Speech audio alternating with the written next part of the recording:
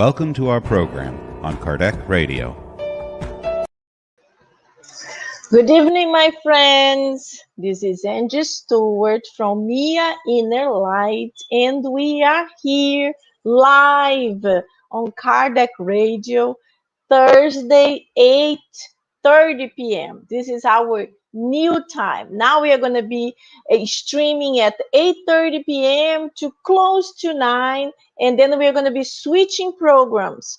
At 9 o'clock, we will be doing the God at Home, a short meditation, and then the spiritual irradiation treatment, because so many people are requesting for prayers, for help, for some kind of advice, because we all know we are going through very hard time. This pandemic that was supposed to go quickly, it's already over a year that is here with us, and we don't know when it's gonna go. So not easy, tough times, but it's okay.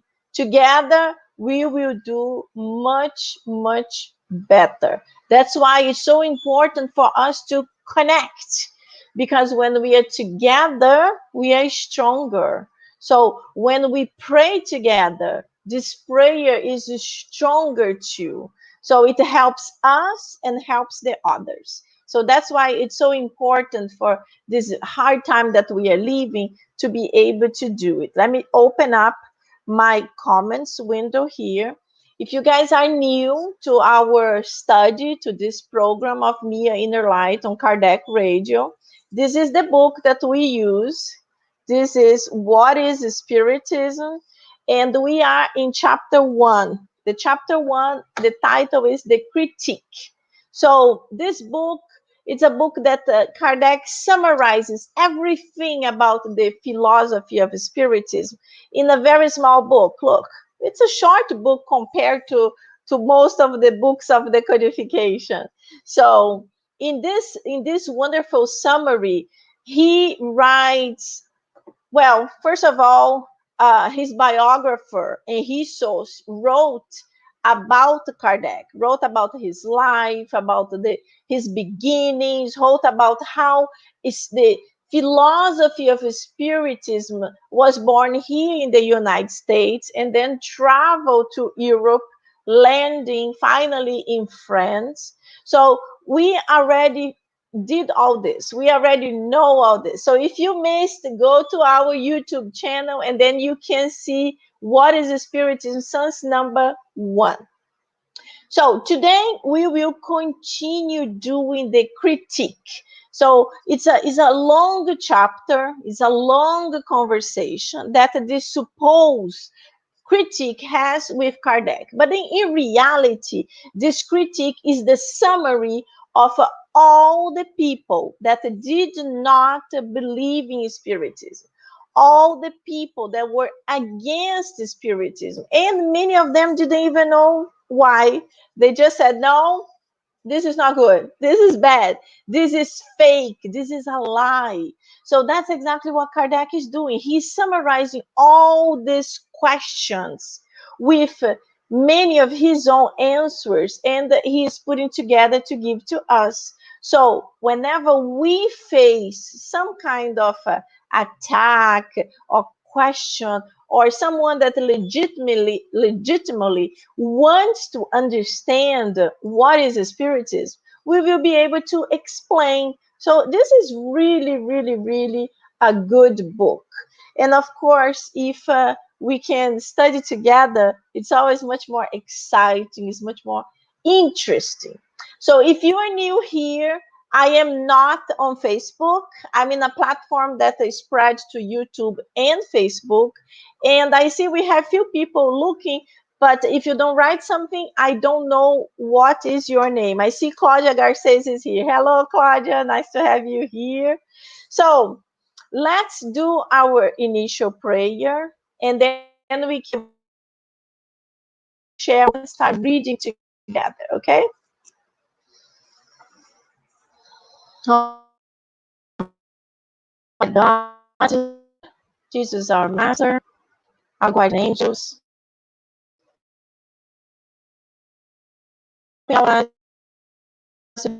be able to understand these beautiful teachings. And whenever an opportunity comes, in a very positive and loving way, we will be able to put in practice what we are learning today. Please stay with us now and always. So be it. Very good, my friends. So let's go. I will share. Hello, Matthew. Nice to have you here. I actually came to my living room because my internet is always driving me crazy. So here, I hope it will be good. So just to refresh your minds, last week we were doing this portion that Kardec was talking to the critique and trying to explain to the critique what was going on, why he should think like this or think like that. So just for you to remember, let me just put this here a little bit because I cannot see you guys like this. I'm actually seeing my book only. So in this portion, we have that Kardec is explaining to the critique that to judge something called, it's a special name, is expresso, I think. There is a special name that Latin name, ex professo, it's it. To judge someone ex professo means that you are an expert on that thing. So if you are going to judge something, you really need to know it deeply to be able to be judgmental, not judgmental in the sense that I like because it's pink and it's my favorite color, or I don't like because it's black and I can't stand this color. But to be able to fully understand something and give like a position, give a understanding of that, even if you like or you don't like, but you say what is written there. So that's what Kardec is saying. For someone to be able to judge something, they have to understand. They have to have the basic understanding to talk about it. So this is what we were saying last week. So this week we will continue. And please, if you're here and you would like to ask any question, please just write, and I will be happy to write. If I know, I will be happy to comment. Okay? If you have comments, if you understood something a little bit different than me, please comment too. I really would like to understand your point of view. So let's go. This is the visitor. So the question is, do you think it's materially possible for journalists to read and study everything that passes through their hands, especially if it deals with new theories that require in-depth verification? So basically, this visitor, the critique, is saying, do you think the journalists really is studying in depth everything they talk about, everything they critique?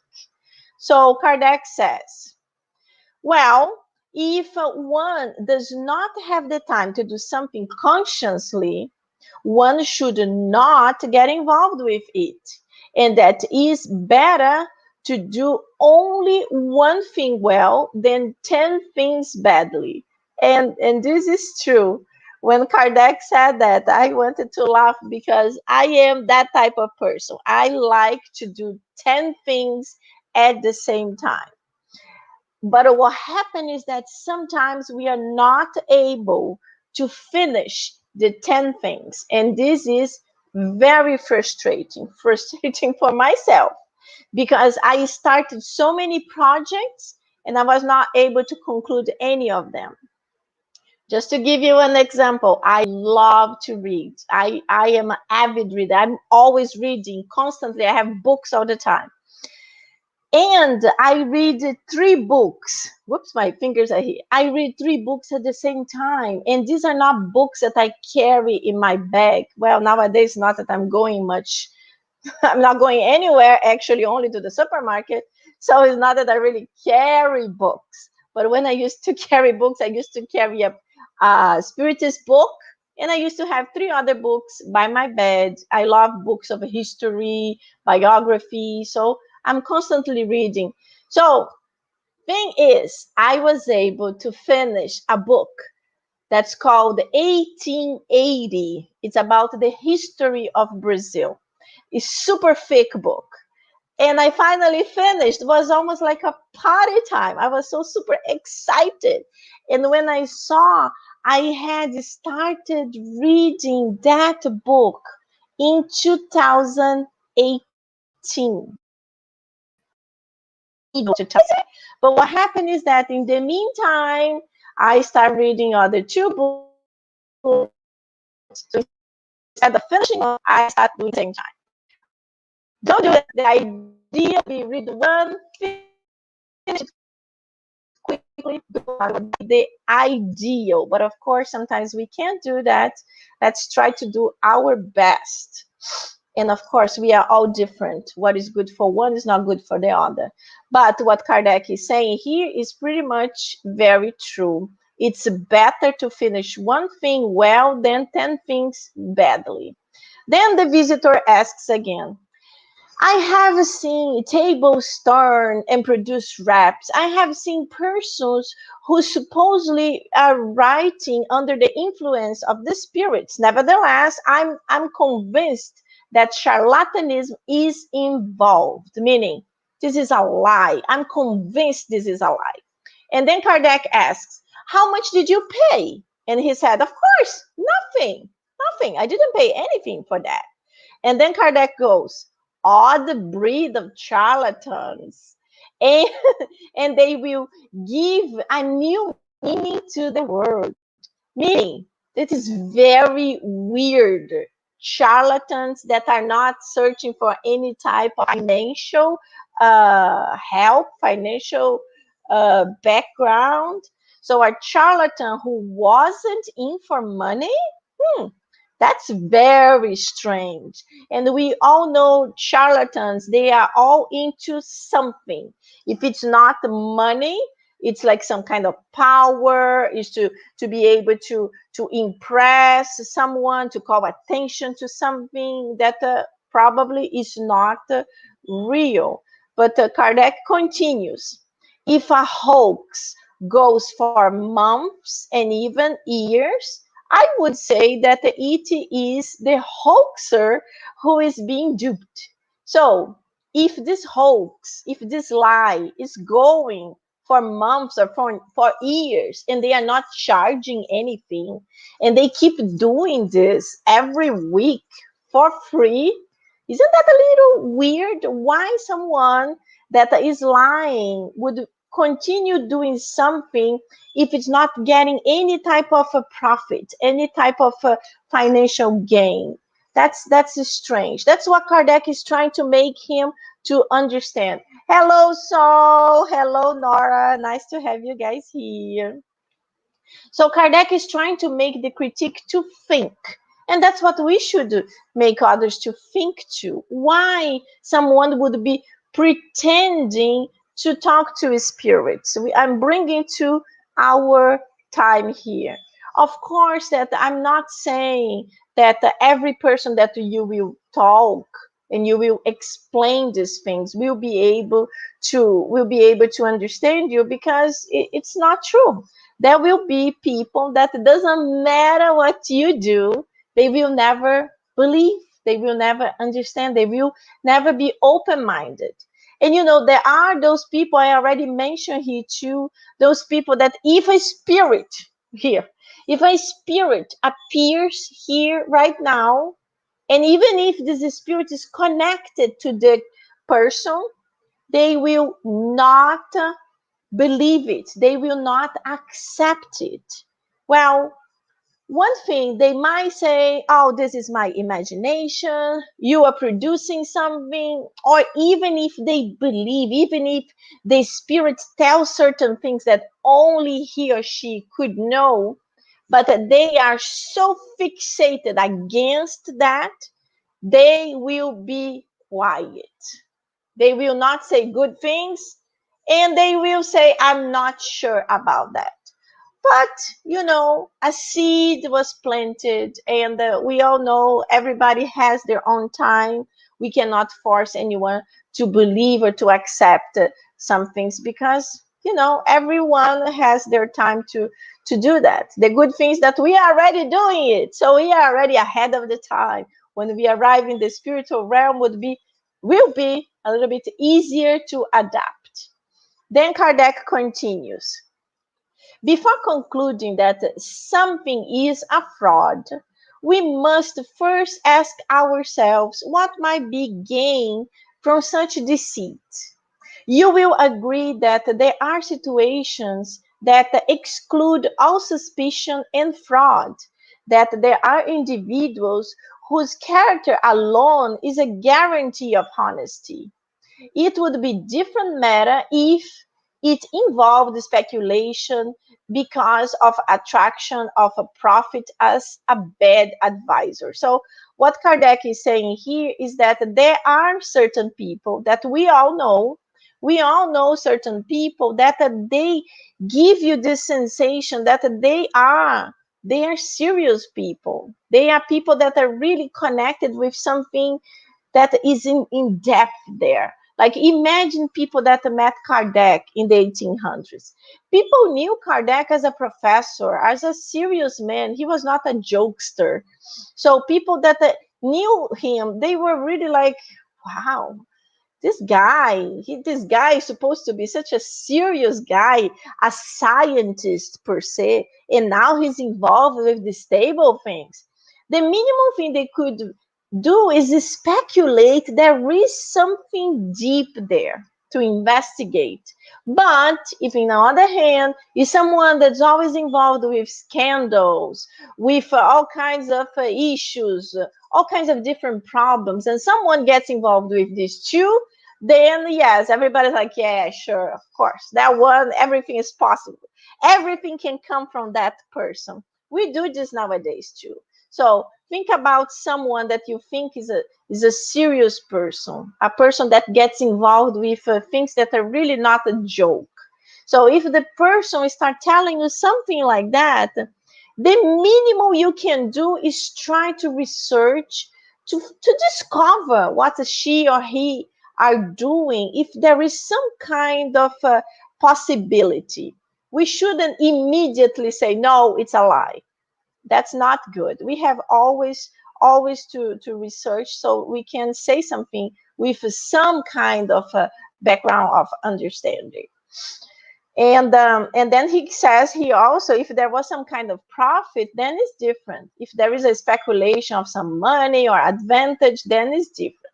And then he goes, because there are persons who sell adulterated wines, doesn't mean that there is not such a thing as pure wine. So Kardec is saying, because there are bad wine that are fake, it doesn't mean that real good wine, it doesn't exist. So don't say that.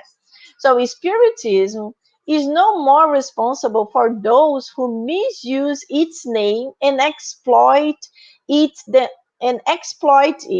Then medical science is responsible for the charlatans who sell their snake oils, or religion for clergy who abuse their ministry. So this is food for thought. So think about the same thing they are talking about bad wines and real wines. You can use for spiritism, and you can use also for science. So there is a doctor doing a research and lots of studies about that, and he says this. And there is a person who is not a doctor, who is just a speculator, and he uses some kind of snake oil come from some country and says that snake oil cures something. So it's like, are you going to believe in the scientist, or you're going to believe in the seller of a snake oil that you don't even know? So that's why we have to be careful. Why are you believing in something that you really don't understand well? Be careful with that. Research. The Spiritism always tell us, don't be a blind believer. That's what Spiritism tells us. You are not supposed to believe in everything. You are supposed to research, to understand, to ask many questions to see if it's true or not.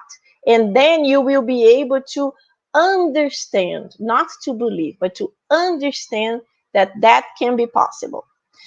So Kardec continues, ridicule falls upon convinced critics who either talk about what they do not know or who consciously twist the truth. So here he's bringing again, a lot of people critique something they have no idea, they understand absolutely nothing. They heard people doing criticism on that and they follow that path. So we have to have people that understand and they can do some kind of a positive conversation or positive speculation about something. And then just to finalize, I'm just going to do this sentence here. We in no way reproach those who do not think as we do. This is a very good. So Kardec did not want in any way to make people to believe in spiritism. If you don't want to believe, as in the beginning of this chat, want to believe, it's okay. I'm not here to make you to believe. You're free to go. So that's what he's saying. So is looking into it. If someone wants to understand, if someone is not into it, it's okay. Another time will come. So my friends, we have very few minutes until our 9 o'clock new program starts. So I just want to close it with a quick prayer. And thank you so much for being here with us. Dear God, thank you so much for helping us, enlightening our thoughts, connecting us with the enlightened spirits. We would like at this moment to send these positive vibrations to our friends who couldn't be with us and who will be listening to this later on. Please stay with us, especially in the next portion where we will be doing the God at Home meditation and the irradiation for our friends and family. Thank you so much. So be it. So my friends, thank you so much. And I hope to see you in a few minutes with our new program, God at Home and Spiritual Irradiation. Thank you. Bye-bye.